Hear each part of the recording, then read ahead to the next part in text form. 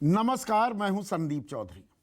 जिंदगी में अमूमन ऐसा होता है, एक बड़ी छोटी सी घटना बड़े संकेत भी देती है, और राजनीति में तो खास तौर पर यह बात बहुत ही सटीक साबित होती है, लागू होती है ये राजनीति पर।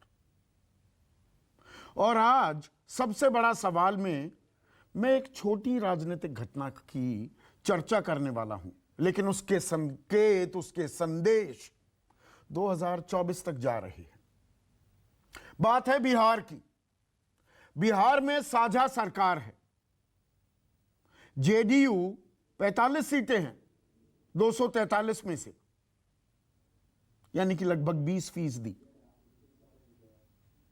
और बीजेपी की 77 सीटें हैं। साझा सरकार है जेडीयू और बीजेपी की, लेकिन मुख्यमंत्री नीतीश कुमार हैं, जेडीयू के सर्वे सर्वा। और कई महीनों से जेडीयू और बीजेपी के बीच तल्खी की खबरें लगातार आ रही हैं। मैंने कुछ कार्यक्रम भी किए हैं इस बात को लेकर। अब पिछले कुछ दिनों से राज्यसभा में कौन आएगा, किस पार्टी का कौन आएगा, इसको लेकर चर्चा जोरों पर थी। कयासों का बाजार गर्म था और जेडीयू अपने कोटे से एक शख्स को राज्यसभा भेज सकती थी। राज्यसभा में उनके सांसद हैं आरसीपी सिंह, जो कि जेडीयू के राष्ट्रीय अध्यक्ष भी रह चुके हैं और अब केंद्र में मंत्री हैं, इकलौते केंद्रीय मंत्री जेडीयू के। अब जब राज्यसभा भेजने की दोबारा बारी आई, 2010-2016 में आरसीपी सिंह को भेजा राज्यसभा, लेकिन इस बार पत्ता काट दिया और उनकी जगह खीरू महतो को राज्यसभा सदस्य बनाने का मन बना लिया है नीतीश कुमार ने। और यह जेडीयू के झारखंड अध्यक्ष हैं। तो क्या यह सिर्फ आरसीपी सिंह का पत्ता नहीं काटा है, बल्कि बीजेपी को संदेश भी दे रहे हैं नीतीश कुमार। अब संदेश क्या है यह समझिए। आरसीपी सिंह केंद्रीय मंत्री हैं, इकलौते मंत्री जेडीयू कोटे से। वो राज्यसभा में नहीं रहेंगे तो मंत्री पद त्यागना पड़ेगा। मंत्री पद त्याग देंगे तो जेडीयू की कोई नुमाइंदगी नहीं होगी मोदी मंत्रिमंडल में। तो क्या किसी और को केंद्रीय मंत्री बनाने के लिए राजी होंगे नीतीश कुमार? यहां भी एक पेंच है। नीतीश कुमार ने पहले भी 2019 में भी जेडीयू ने मंत्रिमंडल का हिस्सा बनने से इनकार कर दिया था, क्योंकि वो कह रहे थे हमारे तो कम से कम 4 मंत्री होने चाहिए। वो हुए नहीं। फिर एक साल बाद आरसीपी सिंह की बातचीत हुई बीजेपी से, ऐसा नीतीश कुमार के खेमे का कहना है, और एक सीट पर वो तैयार हो गए। पर नीतीश नाराज थे, पर वो नाराजगी का इजहार नहीं हुआ। अब खुलकर ये बातें सामने आ रही हैं। तो नीतीश अगर केंद्रीय मंत्रिमंडल में कोई अपना नुमाइंदा नहीं भेजेंगे तो जेडीयू एनडीए का हिस्सा रहेगी क्या? या केंद्र में हिस्सा नहीं है जी, पर साझा सरकार चलती रहेगी? अब ऐसे में एनडीए का अस्तित्व क्या रह जाएगा? एनडीए के जो 2 बड़े घटक थे, सबसे पुराने शिवसेना और अकाली दल, शिरोमणि अकाली दल, वो पहले ही एनडीए का दामन छोड़ चुके हैं। इस वक्त सबसे बड़ा घटक एनडीए का, बीजेपी का सबसे बड़ा सहयोगी जेडीयू है। तो जेडीयू पीछे हट जाती है तो एनडीए के पास क्या बचा? बीजेपी और इक्का दुक्का सांसद वाली पार्टियां। राष्ट्रीय राजनीति और खास 2024 के लिए इसके क्या मायने हैं? यह अपने आप में एक अहम सवाल हो जाता है। या बीजेपी आज की तारीख में इतनी ताकतवर है और उसकी पहुंच देश के हर कोने तक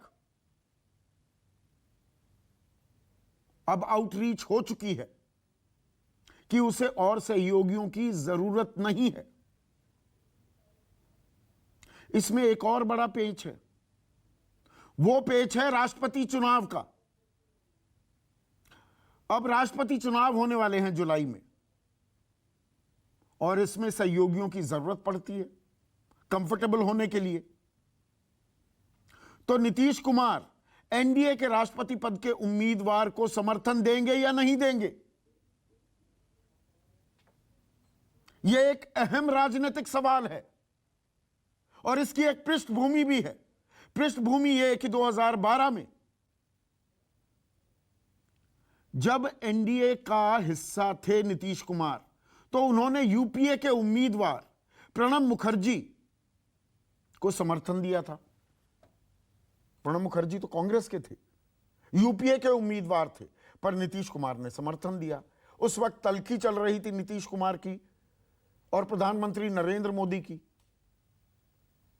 उस वक्त नरेंद्र मोदी गुजरात के मुख्यमंत्री थे और मंच साझा करने में भी गुरेज कर रहे थे नीतीश कुमार। फिर 2017 में जब वो महागठबंधन का हिस्सा थे, यानी कि आरजेडी, लालू प्रसाद यादव की आरजेडी के साथ वो साझा सरकार चला रहे थे। 2-2.5 साल सरकार उन्होंने चलाई। तेजस्वी यादव उप मुख्यमंत्री थे उनकी सरकार में। तो 2017 में जब राष्ट्रपति चुनाव की बारी आई, तो उन्होंने एनडीए के उम्मीदवार, उस वक्त वो महागठबंधन का हिस्सा थे, एनडीए का हिस्सा नहीं थे, महागठबंधन में होने के बावजूद एनडीए के उम्मीदवार रामनाथ कोविंद को समर्थन किया। तो इस बार जुलाई के लिए भी दबाव हो रहा है ये, या साफ संकेत हो रहे हैं, या अपनी जगह भी तलाश रहे हैं 2024 के लिए। गैर भाजपा गैर कांग्रेस गठबंधन में एक चेहरे की जो तलाश है, दरकार है, वो चेहरा सामने पेश कर रहे हैं क्या नीतीश कुमार? और इस बात को बल और कैसे मिल जाता है?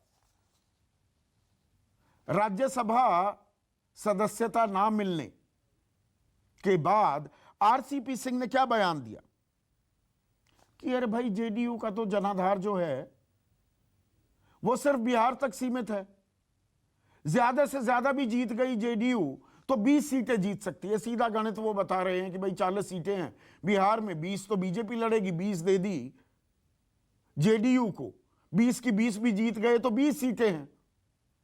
तो 20 सीटों के साथ इशारों इशारों में वो कह रहे हैं कि नीतीश कुमार प्रधानमंत्री कैसे बन जाएंगे? 273 चाहिए होते हैं बहुमत के लिए। और उसके आगे उन्होंने क्या कहा कि देखिए, ये व्यवहारिक नहीं है इस तरह की सोच, ये आसानी से समझा जा सकता है। बीजेपी क्यों दूसरी पार्टी के लोगों को बराबर की जगह देगी? बीजेपी बड़ी है, BJP is the big brother, ये आरसीपी कह रहे हैं। अब बीजेपी के खेमे से भी क्या प्रतिक्रिया होती है, ये देखने वाली बात है। क्या आरसीपी को केंद्रीय मंत्री बनाया रखा जाएगा? उन्हें बीजेपी अपने कोटे से राज्यसभा में भेजेगी क्या? तो बहुत से सवाल खुल गए हैं बिहार से, और इसमें बिहार सरकार का गणित भी समझिए। 77 बीजेपी, 45 जेडीयू, 122 का आंकड़ा चाहिए होता है बहुमत के लिए, तो सरकार है उनकी। अब 75 हैं आरजेडी की, हम 76 दिखा रहे हैं, अब एक और बढ़ गया है 76 आरजेडी और जेडीयू 45, तो भी यह आंकड़ा सरकार बनाने के लिए काफी हो जाता है। तो विपक्ष के खेमे में चले जाएंगे क्या? जो no entry for Nitish Kumar board लगा दिया था राबड़ी देवी ने अपने घर के बाहर, इफ्तार पार्टी में वो बोर्ड हटा ही नहीं, बल्कि साथ साथ बैठे। तो राजनीति का ऊंट बिहार में कुछ और करवट बदल रहा है क्या, जिसकी गूंज अब राष्ट्रीय राजनीति में भी सुनाई देगी? इसी पर चर्चा करने वाले हैं, लेकिन पहले सुनिए आरसीपी सिंह ने इशारों इशारों में क्या कुछ कहा। समस्या यहीं पर है कि जो लोग भी, आप जरा सोचिए, प्रधानमंत्री में कितना चाहिए सीट जी? 273 चाहिए एमपी। हमारी कहाँ पर पार्टी है जी? बिहार में। हम मैक्सिमम जीते हैं कितना? 20। अभी हमें 16। तो क्या चाहते हैं कि हमारे मुख्यमंत्री यहाँ जो मजबूत मुख्यमंत्री हैं, भविष्य में कोई, अरे थर्ड फ्रंट, आज सुनिए ना, अरे कितना दिन के लिए याद है आपको? अरे याद है तो नाम लिखाना थोड़ा बॉस का नाम तो इतना बढ़िया निकल कर।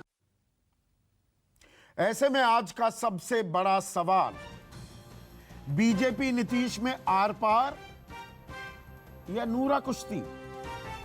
यह दबाव की राजनीति है। नीतीश कुमार जातीय जनगणना की बातें कर रहे हैं, यह बीजेपी को कतई सुहाती नहीं है। जब लामबंदी हो गई है हिंदू वोट बैंक की, उसे क्या तोड़ने की कोशिश कर रहे हैं नीतीश की जातियों की गिनती हो जाए, या उनकी सरकार आराम से चलती रहे, बीजेपी जो उनकी सुनती नहीं है सुने, यह खेल हो रहा है। और दूसरा सवाल, प्रधानमंत्री पद की रेस में नीतीश, जो चेहरे की खोज हो रही है, ममता बनर्जी का भी नाम आया, शरद पवार, वो कांग्रेस को धुरी बनाने की बात करते हैं। यह कतई नागवार गुजरता है केसी चंद्रशेखर राव को जगन मोहन रेड्डी हैं, अरविंद केजरीवाल अपनी राजनीति कर रहे हैं, उसी में अपना चेहरा भी पेश कर रहे हैं क्या नीतीश? चर्चा में मेरे साथ बीजेपी के राष्ट्रीय प्रवक्ता, उनके युवा चेहरा संजीदा गुरु प्रकाश, जेडीयू के युवा चेहरा अभिषेक झा, एलजेपी-आर के नेशनल वाइस प्रेसिडेंट और मुख्य प्रवक्ता ए.के. वाजपेयी, और एलजेपी का भी इस खेल में कहीं ना कहीं अहम योगदान है, वो विधानसभा में था। जेडीयू का एक खेमा मानता है कि नहीं, बीजेपी के प्रत्यक्ष और परोक्ष दोनों समर्थन के चलते ये हनुमान बने पर वोट काट दिया जेडीयू का, और उस वक्त भी आरसीपी बीजेपी का गुणगान करते रहे जबकि नीतीश कोप भवन में थे। और आरजेडी के राष्ट्रीय प्रवक्ता डॉक्टर नवल किशोर, इसके अलावा मेरे सहयोगी सुकेश रंजन भी इस चर्चा में जुड़ेंगे। तो अभिषेक, आरसीपी का टिकट कटना महज इसे एक छोटी सी घटना माने कि भाई आपका अख्तियार है, किसे राज्यसभा भेजो किसे ना भेजो, तो टिकट काटना था तो काट दिया, बात यहीं तक सीमित है क्या? या ये लंबा खेल है, संकेत बहुत बड़े दिए जा रहे हैं आपके खेमे से? संदीप जी, पूरी पार्टी ने, हमारे सभी विधायकों ने हमारे सर्वमान्य नेता नीतीश कुमार जी को अधिकृत किया था फैसला लेने के लिए, और अब पार्टी हर पहलू को देखकर विचार करके अंतिम रूप से निर्णय लेती है। वो निर्णय आप लोगों के सामने है। आरसीपी सिंह जी पार्टी के वरिष्ठ नेता रहे हैं, सम्मानित नेता रहे हैं, पार्टी के सर्वोच्च पदों पर रहे हैं, केंद्र में मंत्री हैं, 2 बार पार्टी ने राज्यसभा भेजा, पार्टी के राष्ट्रीय अध्यक्ष रहे, सारी बातें उन्होंने भी कही हैं, आभार भी व्यक्त किया है। पार्टी का निर्णय जो होता है किसी भी कार्यकर्ता नेता के लिए सर्वोपरि होता है, उसके और भी कोई राजनीतिक निहितार्थ निकालने की हमें नहीं लगता कहीं से आवश्यकता है। किसी पहलू पर अगर देखना है तो जेडीयू के इस पहलू पर देखना आवश्यक है कि अभी जो 2 सीटें जेडीयू की तरफ से राज्यसभा में दी गई, 2 सामान्य कार्यकर्ताओं को दी गई, एक जिनका कर्नाटक से ताल्लुक है और एक जो झारखंड से ताल्लुक रखते हैं। तो किस तरह जमीनी नेताओं को, जमीनी कार्यकर्ताओं को भी पार्टी आगे बढ़ने का मौका देती है जो आर्थिक रूप से इतने संपन्न नहीं है। हमारी पार्टी का कोई विशेष जनाधार कर्नाटका में तो नहीं है, पार्टी सोचती उस लिहाज से तो उन्हें टिकट नहीं देती, लेकिन पार्टी ने सोचा कि भाई अनिल हेगड़े जी इतने वर्षों से पार्टी के प्रति समर्पित हैं, आम कार्यकर्ता की तरह काम कर रहे हैं, तो कार्यकर्ताओं का मनोबल बढ़ेगा, इस लिहाज से उनको राज्यसभा के लिए टिकट दिया गया। तो अब पॉलिटिकल मायने निकालने वाले लोग बहुत सारे मायने निकाल सकते हैं। नहीं, मायने क्या, सीधा सा सवाल, मायने अपने आप, सवाल बड़ा सीधा है। तो अब आरसीपी तो केंद्रीय मंत्री नहीं रहेंगे, राज्यसभा सांसद ही खत्म, तो मंत्री पद से भी इस्तीफा देना पड़ेगा। तो मतलब जेडीयू केंद्रीय मंत्रिमंडल में हिस्सेदारी रहेगी आपकी कि नहीं? ये सवाल मीडिया के लोगों ने, मीडिया के साथियों ने आज मुख्यमंत्री जी से भी पूछा था। उन्होंने कहा ना कि अभी तो कार्यकाल है, 5 जुलाई तक, संभवतः मुझे जहां तक स्मरण है 5 जुलाई तक उनका कार्यकाल है।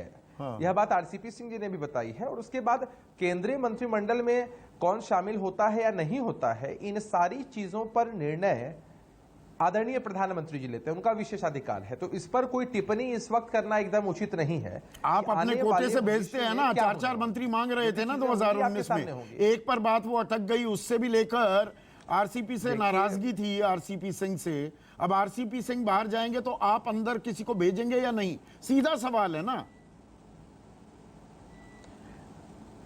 संदीप जी, मुझे नहीं पता कि ये 4 का आंकड़ा आप लोगों के पास कैसे आया। हालांकि मीडिया अपने हिसाब से खबरें चलाने के लिए स्वतंत्र है, लेकिन जो बातें उस वक्त हुई थी, मैं आपको बस एक बार स्मरण करा दूं कि हमारे नेता नीतीश कुमार जी उस वक्त राष्ट्रीय अध्यक्ष थे और समानुपातिक जो रिप्रेजेंटेशन है उसकी बात हुई थी कि जिस हिसाब से हमारे एमपी थे, उस वक्त की जो चर्चा थी, तो सिंबॉलिक रिप्रेजेंटेशन पार्टी नहीं चाहती थी, इस वजह से लोग शामिल नहीं हुए।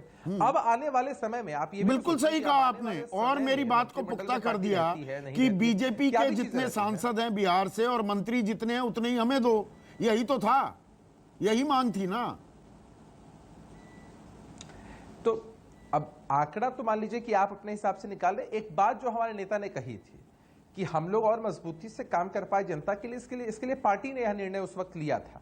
इस वजह से एक सिर्फ रिप्रेजेंटेशन के नाते, सिंबॉलिक रिप्रेजेंटेशन के नाते पार्टी नहीं शामिल हुई थी। तो एनडीए का केंद्र में हिस्सा रहेंगे या नहीं, प्रधानमंत्री हाँ या ना, सीधा जवाब दीजिए ना अभिषेक। कर रहे थे मैंने ये तो हमारे जिम्मे है ही नहीं ना। ये जो सवाल आप मेरे से पूछ रहे हैं आउट ऑफ सिलेबस है। अच्छा, ये किसके जिम्मे है? प्रधानमंत्री जी का विशेषाधिकार है। नहीं, प्रधानमंत्री तो कहेंगे, आप अपना मंत्री बनाए रखेंगे कि नहीं? आरसीपी तो आपके कोटे से गए। नहीं, प्रधानमंत्री जी कहेंगे कि नहीं कहेंगे आने वाले समय में या आने वाले सिचुएशन में, ये तो वही बता सकते हैं ना। एक काल्पनिक या एक बस अपने मन से बनाई। अच्छा, प्रधानमंत्री के गेंद के पाले में गेंद है, प्रधानमंत्री कहेंगे तो आप सोचेंगे। और आपने अच्छा किया वो 5 जुलाई तारीख भी आपने गिनवा दी कि तब तक कार्यकाल है आरसीपी सिंह का। जुलाई में ही राष्ट्रपति पद के लिए चुनाव है, तो राष्ट्रपति जो एनडीए का उम्मीदवार होगा उसके समर्थन में रहेंगे कि नहीं? देखिए, हम लोग बड़ी मजबूती के साथ एनडीए में थे, हैं और आगे भी रहेंगे। एनडीए के एक मजबूत घटक दल के रूप में राष्ट्रीय स्तर पर लोग जनता दल यूनाइटेड पर अपनी आस्था और अपना विश्वास जताते हैं। मुझे समझ नहीं आ रही ये बात, ये पार्टी के लोगों को ये बात समझ में नहीं आ रही है कि एक राज्यसभा सीट तो छोटी सी बात है। अब मैं राष्ट्रपति पद के राष्ट्रपति चुनाव की बात कर रहा हूं, उसमें एनडीए के उम्मीदवार को समर्थन देगी जेडीयू। अरे, जब जनता दल यूनाइटेड एनडीए का एक मजबूत हिस्सा, मजबूत घटक दल है, तो किसी भी चुनाव में जहां एनडीए के प्रत्याशी होंगे वहां तो समर्थन देना लाजमी है ना। अच्छा, इसमें कोई तो वो 2012 में, अब सुनिए ना, 2012 में क्या हुआ? अरे सुनिए ना अभिषेक, आपने मेरा शुरुआती संबोधन ध्यान से नहीं सुना, या आप भी अपनी पार्टी का इतिहास थोड़ा सा भूल रहे हैं या जानबूझकर नजरअंदाज कर रहे हैं। 2012 में आप एनडीए का हिस्सा थे ना, पर समर्थन किसे दिया? प्रणब मुखर्जी, वो किसके उम्मीदवार थे? यूपीए के। और 2017 में आप महागठबंधन का हिस्सा थे, एनडीए का नहीं। तब आपने रामनाथ कोविंद, जो कि एनडीए के उम्मीदवार थे, उनको समर्थन दिया ना। इसीलिए सवाल महत्वपूर्ण हो जाता है। देखिए, इतिहास में क्या हुआ है, उस वक्त की सिचुएशन क्या थी, अच्छा, गठबंधन का स्वरूप क्या था, या आगे आने वाले समय में आदरणीय नीतीश कुमार जी के द्वारा क्या निर्णय लिए जाने थे, उसके हिसाब से चीजें हो रही थी। इतिहास देखकर ही वर्तमान का विश्लेषण बेहतर होता है ना। समय में जब राष्ट्रपति, वो तो विश्लेषण करने के लिए कोई भी स्वतंत्र है संदीप जी, और आने वाले समय में एनडीए की तरफ से कौन राष्ट्रपति पद के लिए उम्मीदवार होते हैं, सिचुएशन क्या होता है, अंतिम रूप से पार्टी का निर्णय, सब कुछ आपके सामने आ जाएगा।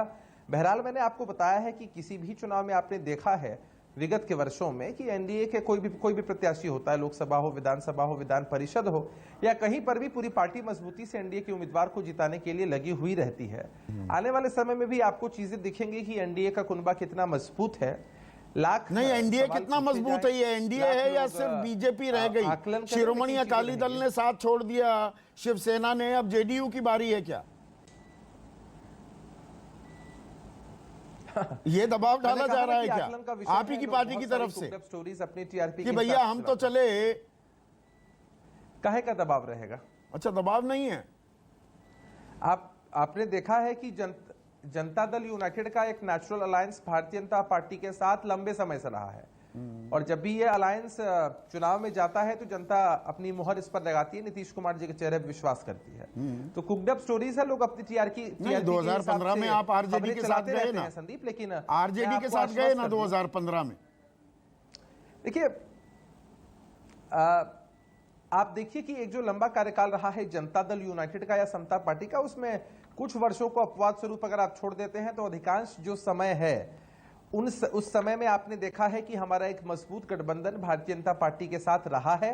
और अभी हम वर्तमान की बात नहीं, ये मजबूत गठबंधन जो है ना, इसमें एक मजबूत गणित भी है, साथ है एक मजबूत आंकड़ा भी है। वो आंकड़ा क्या है? 77 जमा 45, 77 बीजेपी, 45 जेडीयू, 122। और एक और आंकड़ा क्या है? 76 आरजेडी, 45 जेडीयू। ये आंकड़ा भी आजकल, ये कैलकुलेशन लगातार बताई जा रही है क्या, अंडरलाइन की जा रही है? मैं भी एक कैलकुलेशन आपको संदीप जी बताता हूं। हाँ, बताइए ना। 77 BJP plus 45 JDU plus 45 JDU plus 1 निर्दलीय जो विधायक जीत कर आए हैं सुमित कुमार सिंह जी, उनका समर्थन, उसके अलावा 4 एमएलएज हिंदुस्तानी अवाम मोर्चा के, इन सबको जब आप जोड़ देते हैं तो 122 प्लस 1 प्लस 4 यानी 127 का आंकड़ा है एनडीए के कुनबे का। 122 का आंकड़ा हमें छूना होता है सरकार बनाने के लिए, उससे 5 अधिक हैं हम लोग। हमारा जो फोकस है वो इसी आंकड़े पर है, बिहार की जनता का फोकस इसी आंकड़े पर है। अच्छा, वो दूसरे वाले आंकड़ा, वो आंकड़ा नहीं बताया जा रहा, लोगों का वो इंटरेस्ट रहता है हमेशा। जैसे इफ्तारी में बड़ा ईद मिलन बहुत हुआ, मैंने आपको वर्तमान जातीय जनगणना पर लगातार दबाव बनाया जा रहा है, लगातार बैठक बुलाई जा रही है, वो 27 तारीख चली गई, उसका पता नहीं लगा। तो जाहिर सी बात है बीजेपी अभी सेम पेज पर आने को तैयार नहीं, विशेष राज्य का दर्जा है, लंबी फेहरिस्त है। तो क्या राष्ट्रीय पलक पर मैं एक चीज बस राष्ट्रीय राजनीति में अपनी एंट्री के संकेत दे रहे हैं क्या नीतीश कुमार? देखिए, राष्ट्रीय राजनीति में हमारी पार्टी की एंट्री है। ये भी आपने देखा था कि मणिपुर के चुनाव में हमारे 6 एमएलए जीत के आए। उसके अलावा भी पार्टी का संगठन बहुत सारे राज्यों में है। राष्ट्रीय पार्टी उत्तर प्रदेश में चुनाव लड़ना चाह रहे थे, बीजेपी नहीं मानी। दूसरी बात, आरसीपी बात कर रहे थे बीजेपी से। कोई बात नहीं, कोई बात नहीं। उस वक्त की स्थिति आप लोगों के माध्यम से जनता के बीच गई ही, पार्टी ने मजबूती से चुनाव लड़ा। जो भी नतीजे हैं जनादेश है, सम्मान करते हैं। और दूसरा, आपने दबाव की बात की, संदीप जी, आपने अभी बात की बीजेपी पर दबाव बनाने की। जहां तक जातीय जनगणना की बात है, 27 तारीख का दिन बीत चुका है, लेकिन 27 तारीख सिर्फ एक भ्रामक खबर थी। सच खबर यह है कि 1 तारीख को सर्वदलीय बैठक हो रही है, और उस सर्वदलीय बैठक में भारतीय जनता पार्टी के लोग भी आ रहे हैं।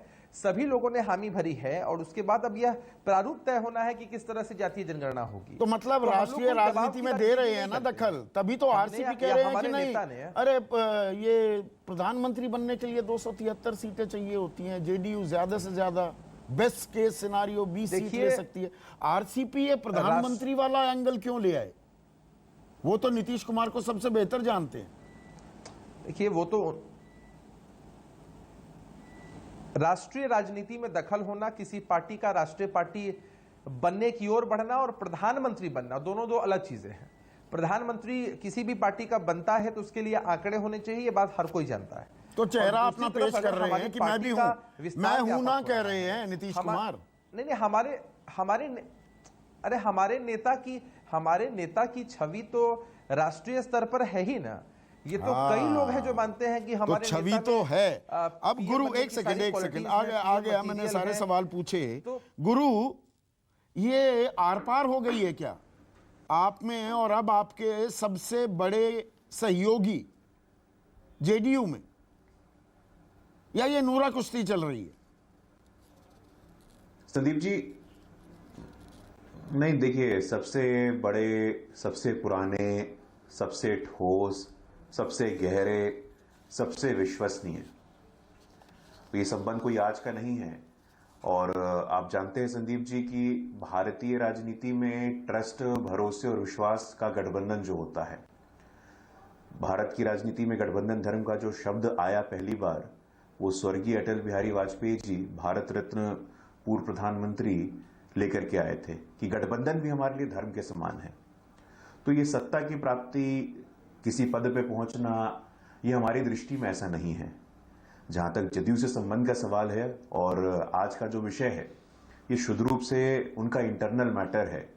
उनके यहाँ एक नेता थे, उनको राज्यसभा नहीं भेजा गया, ये उनका आंतरिक मामला है, इस पे हम लोग टिप्पणी करना उचित नहीं समझते हैं। नहीं, लेकिन जहां आप आंतरिक मामले पर टिप्पणी मत गठबंधन कीजिए, की पर सेहत क्या की बात अब है। जेडीयू केंद्रीय मंत्रिमंडल में उसकी हिस्सेदारी होगी? अब आरसीपी तो केंद्रीय मंत्रिमंडल से बाहर जाएंगे, या क्या बीजेपी उन्हें राज्यसभा में भेजकर उनको बनाए रखेगी मंत्रिमंडल में? सवाल है ये अहम। जेडीयू के कोटे से कौन मंत्री बनेगा, ये जेडीयू का नेतृत्व तय करेगा। आरसीपी जी का भविष्य क्या होगा, ये भविष्य के गर्भ में है। इस पे अभी कुछ भी एंटिसिपेट करके टिप्पणी करना, मुझे लगता है कि अभी जल्दबाजी होगी। अभी इस पे टिप्पणी करना उचित नहीं है संदीप जी। लेकिन 2020 में जब हम चुनाव लड़े थे, उस चुनाव में हम लोगों ने स्पष्ट कहा था, जन जन की पुकार, आत्मनिर्भर बिहार। उस दिशा में हम काम कर रहे हैं। वो चुनाव नीतीश जी के नेतृत्व में लड़ा गया, मोदी जी के मार्गदर्शन में लड़ा गया। नीतीश जी उस चुनाव में हमारा फेस थे। नीतीश जी बिहार के 2025 तक एनडीए के मुख्यमंत्री रहेंगे, इसमें कोई दो राय नहीं है, इसमें कोई असमंजस नहीं है। जो भी नहीं, वो रहना चाहते हैं क्या? हो रही है, वो रहना चाहते हैं क्या? सवाल वहां पर है।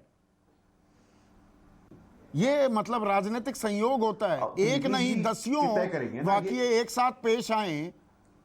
ललन सिंह ये कहते घूमे कि हम किसी की कृपा पर मुख्यमंत्री नहीं बने हैं। जातीय जनगणना की बात कहीं ना कोई पेंच आता दिखता है। विशेष राज्य का दर्जा की बात है। अब आरसीपी को टिकट ना देना, ये तार कुछ ज्यादा नहीं जुड़ रहे हैं क्या? नहीं, देखिए संदीप जी, आप हमारे इतिहास से आप भली भांति अवगत हैं। एक समय था जब फारूक अब्दुल्ला जी, ममता बनर्जी जी, चंद्रबाबू नायडू जी, हम लोगों का गठबंधन रहा है और हम दुनिया की सबसे बड़ी पार्टी हैं। इन सब विषयों पे टिप्पणी करना हम लोगों के लिए ना शोभा देता है ना उचित है। नहीं, पर ये बिछड़े सभी बारी बारी का खेल हो रहा है ना। अपना जो मन होगा, अपनी जो देखी जमाने की यारी, बिछड़े सभी बारी बारी वाला कुछ खेल हो रहा है। वो गाना गुनगुनाने का क्या मन करता है बीजेपी का? अरे शिवसेना छोड़कर चली गई शिरोमणि अकाली दल। आपने कहा ना सबसे पुराने, सबसे विश्वसनीय घटक वो थे शिवसेना, फिर थी शिरोमणि अकाली दल, उसके बाद आई जेडीयू। दो चले गए, अब तीसरा भी जाने की तैयारी कर रहा है क्या? तो एनडीए बेसिकली बीजेपी रह जाएगी।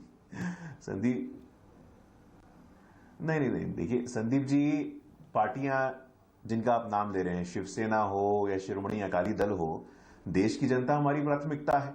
देश की जनता का सपोर्ट मिल रहा है और आज 8 साल सेवा, सुशासन और गरीब कल्याण, इस मंत्र पे हम चलने वाले लोग हैं। हमारा दायरा बढ़ता जा रहा है। हमारा परिवार कुछ एक पार्टियां नहीं है, कुछ एक लोग नहीं है, पूरा देश हमारा परिवार है। मतलब ये घटकों की जरूरत नहीं है आपको? रहा है।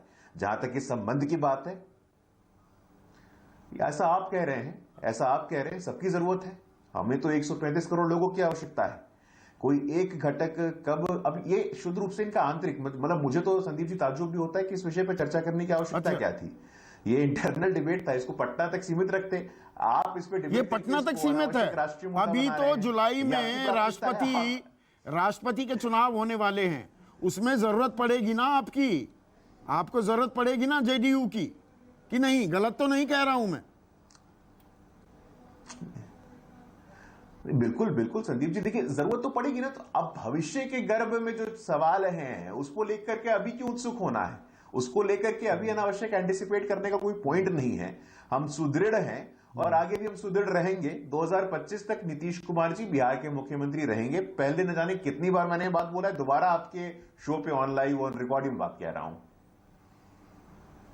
मुख्यमंत्री रहेंगे, वो रहना चाह रहे हैं क्या? सवाल यहीं पर तो है। वो राष्ट्रपति चुनाव के लिए आपको समर्थन देंगे क्या, या वो पेचीदा हो जाएगा खेल?